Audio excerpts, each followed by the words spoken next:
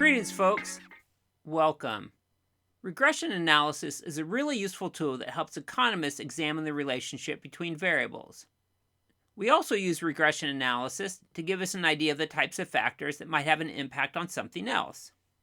Two of the most important concepts in economics are demand and supply. With demand, we find a negative relationship between price and quantity. In other words, as price goes up, quantity demanded goes down. With supply, there's a positive relationship between price and quantity. So when the price of a good goes up, the quantity supplied goes up as well. A football fan might be interested in the factors that influence the productivity of running back.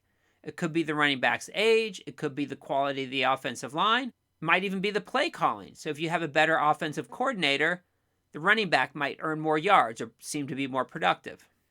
Labor economists are interested in the factors that affect a person's earnings. One of the primary factors that might affect how much money somebody makes is their human capital, for example, the amount of formal education they have.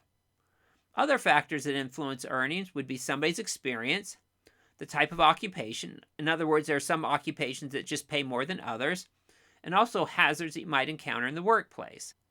Here's an example of how we could write a regression model to look at the effects that a person's education has on their wages. In other words, we're interested in the relationship between wages and education. The top line is just a generic regression model written as y equals b subscript 0 plus b subscript 1 times x. And in the second line, we replace the y with wages and the x with education. So in the regression model you just looked at, y represents the dependent variable. It's what we're trying to explain.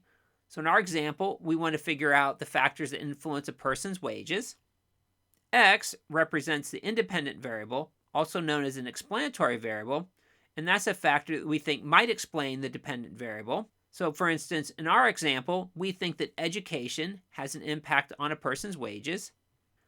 And the letters b subscript 0 and b subscript 1 are the regression results, and they will tell us the relationship between y and x. In other words, they'll tell us the type of impact that education has on a person's wages. The two regression equations should look familiar because they have the same format as the equation for a line.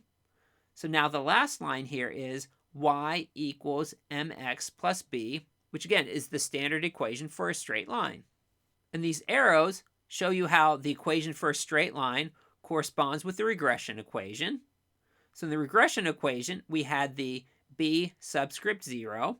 That corresponds with the letter b in the standard equation for a line. In the regression equation, the b subscript 1 times x corresponds with the mx part of just the standard equation for a line. Taking this idea that a regression equation is very similar to an equation for a straight line, we can actually fit a line to a couple points of data. So here we have a figure that shows combinations of wages and education for just a small sample of two individuals. The first point is somebody with 12 years of education who earned a wage of $25,000.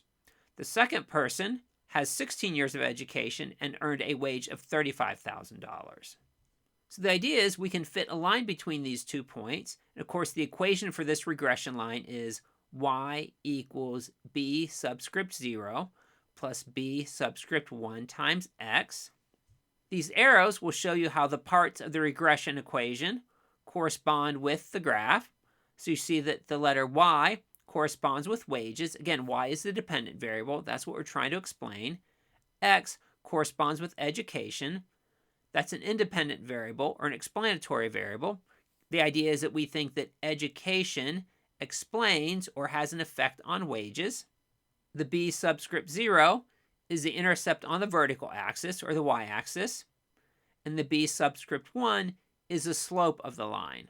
To find the slope of the line, we can use the familiar idea of rise over run, and that's the difference in y divided by the difference in x. So the y variable, that is the dependent variable, is the earnings, and earnings go from $25,000 to $35,000. That's the change in y. And that happens when education, or the x variable, goes from 12 to 16 years. In other words, there's a $10,000 change in y when the value of x changes by 4. So the slope of the line is $2,500 or $2,500.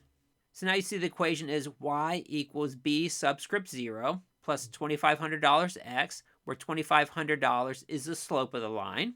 To find the value of the intercept, which is b subscript 0, we can use the regression equation, which is y equals b subscript 0 plus $2,500 x, and we can use either of the 2 points. So we'll actually start with the point of 12 years of education and $25,000 worth of earnings.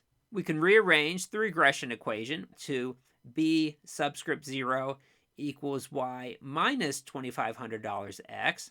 Then if we take the value of $25,000 for y and 12 years of education for x, so then we have the equation b subscript 0 equals $25,000 minus $2,500 times 12, and that equals minus $5,000.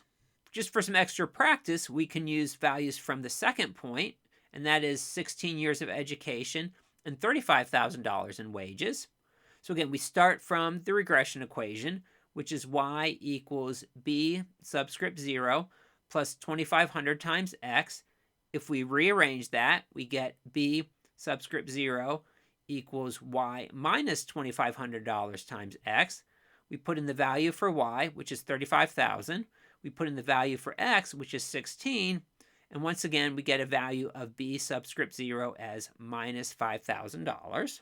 Now, if we go back to the figure, we can fill out the rest of the regression equation. So now we have y equals minus $5,000, which is the value of the vertical intercept, or the y-intercept, plus $2,500 times x, where again, $2,500 is the value of the slope of the line. Now we can revisit the original 2 regression equations. So sort of written in its generic form, it's y equals minus 5,000 plus 2,500 x.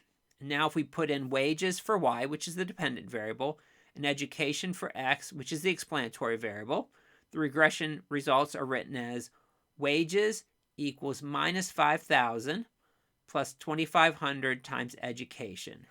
In other words, based on our sample of just 2 people, we find that an additional year of education increases wages by $2,500.